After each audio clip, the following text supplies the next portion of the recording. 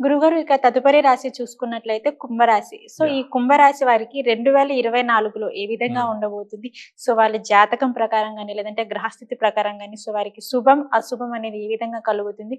So, దానికి తగ్గ పరిహారం ఏం చేసుకుంటే బావుంటుంది అంటారు?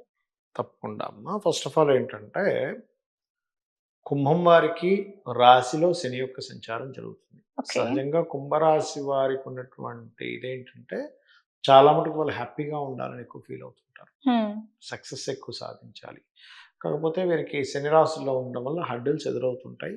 బట్ వీళ్ళు ఖాళీ ఉపాసన చేసుకుంటే తొందరగా సెట్ అవుతారు. అయితే వన్ బై వన్ చెప్తాను నేను మీకు.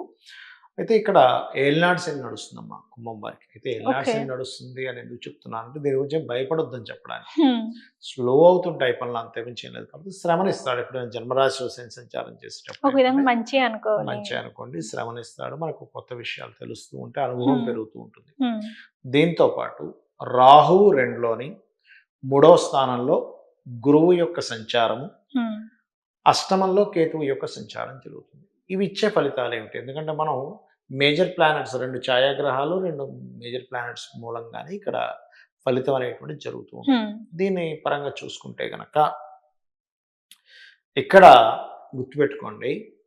ఈ ప్లానెట్స్ ఏవైతే ఉన్నాయో, ఈ కుంభరాశిలో ఉండేటువంటి గ్రహాలు గాని ఇవన్నీ ఫస్ట్ ఆఫ్ ఆల్ వీరు ఈ సంవత్సరంన్నర పాటు కూడా కొంత అంటే ఇక్కడ 1 ఇయర్ కానీ హ్మ్. ఒక 1½ ఇయర్ వరకు కాస్త ప్రయాణాలు ఎక్కువగా ఉండడం కానీ, ఓకే. కొంచెం మోసపోయే యోగం ఉంటుంది. ఇక్కడ కొంచెం చూసుకోవాలి హ్మ్. మెయిన్‌గా.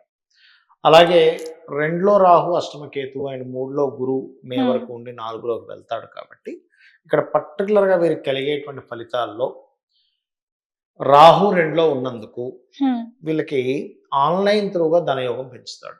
అంటే ఎట్లాగా? ఆన్‌లైన్ అనంగానే చాలామంది ఏమనుకుంటారంటే అదేదో ఈ ప్యాకాట్లు, ఆహా! ఈ ట్రేడింగ్ రమ్మీ ట్రేడింగ్ ఇవి గాదు. అలా అని. ఆన్‌లైన్‌లో ఏదైనా సేల్స్, హ్మ్. ఆన్‌లైన్ త్రూగా ఏదైనా మార్కెటింగ్ చేయడం, ఆన్‌లైన్ త్రూగా ఏదైనా చేయడం అట్లాంటివి. హ్మ్. ఎందుకంటే ఇవాళ రేపు ఈ ఫోనుల్లో ప్యాకెట్లు పెరిగిపోయాయి. చాలా మంది చాలా. చూస్తున్నారు కదా! అసలదే చాలా ఆన్‌లైన్ గేమ్. పోగొట్టుకుంటున్నారు జనాలు పాపం అవును. తెలియక. ఎందుకంటే అక్కడ ఇచ్చేదంతా కంప్యూటర్. హ్మ్. దానికో డిజైనింగ్ చేసి పెడితే ఎట్లా చెప్పండి? అవును. కదా! అట్లాగే మరొక విషయం ఏంటంటే ఇక్కడ చూసుకున్నట్లయితే ఈ యొక్క కుంభరాశి వారికి హ్మ్. ధనయోగం ఆన్‌లైన్ త్రూగా, అదేవిధంగా కొంత ఈ వ్యాపార అభివృద్ధికి మాత్రం చాలా బావుందమ్మా ఇప్పుడున్న గ్రహస్థితి.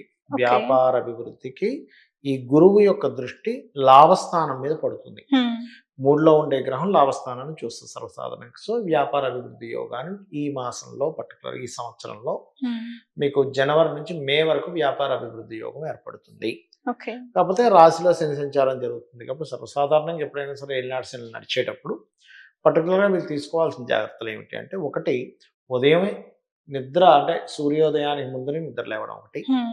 రెండవది ఎక్సర్‌సైజ్, వాకింగ్, జిమ్‌కి వెళ్ళడం. హ్మ్. మధ్యాహ్నం పూట నిద్రపోకపోవడం. ఇవి చేస్తే చాలు శని భగవానుడు మనకి అనుగ్రహిస్తాడు. హ్మ్. ఇబ్బంది కలిగించకుండా ఉండడానికి. శ్రమ పడుతూ ఉండాలి.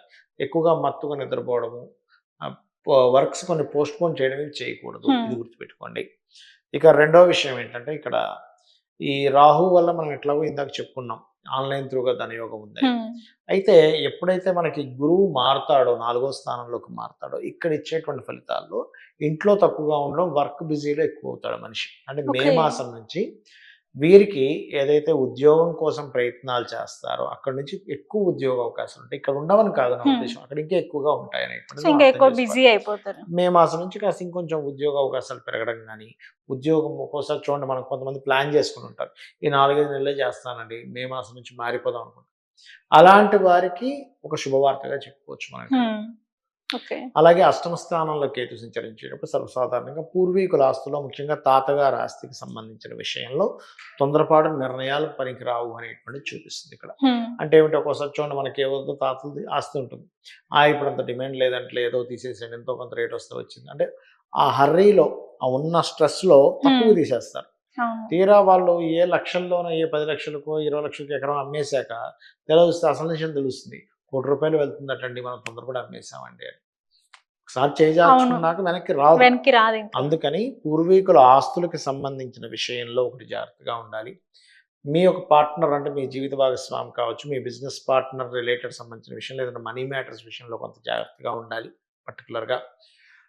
అలాగే ఈ కుంభం వారు సంతానం ఎడ్యుకేషన్ రిలేటెడ్, సంతానానికి సంబంధించిన ఎడ్యుకేషన్ రిలేటెడ్ సంబంధించిన విషయంలో కొంత ఆటంకాలు వస్తూ ఉంటాయి. ఆ యొక్క విషయంలో ఇబ్బందులు పోవడానికి వారి పేరు మీద గణపతికి చేయించుకుంటూ గణపతి ఆరాధన చేయించడము, వారి గణపతి స్తోత్రాలు నేర్పించడం ద్వారా కూడా వాళ్ళ సంతానం యొక్క ఎడ్యుకేషన్ రిలేటెడ్ సంబంధించిన విషయాలు ఏవైతే ఉంటాయో అవి హర్డల్స్ రాకుండా ఉంటాయి.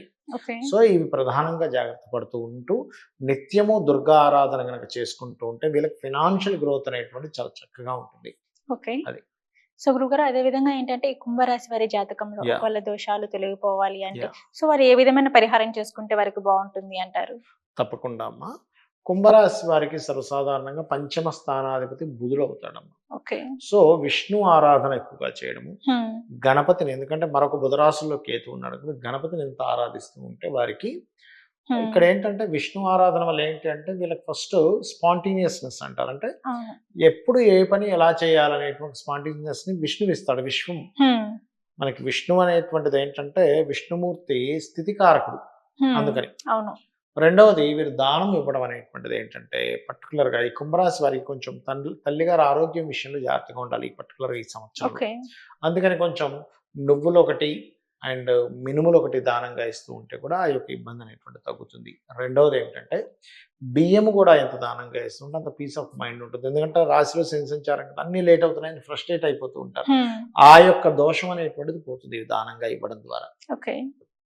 అదే విధంగా ఏంటంటే గురుగారు వీరు ఏ ఏ టెంపుల్స్ ఆలయ దర్శనం చేసుకుంటే వీరికి బాగుంటుంది అంటే ఈ సంవత్సరం వచ్చేసి?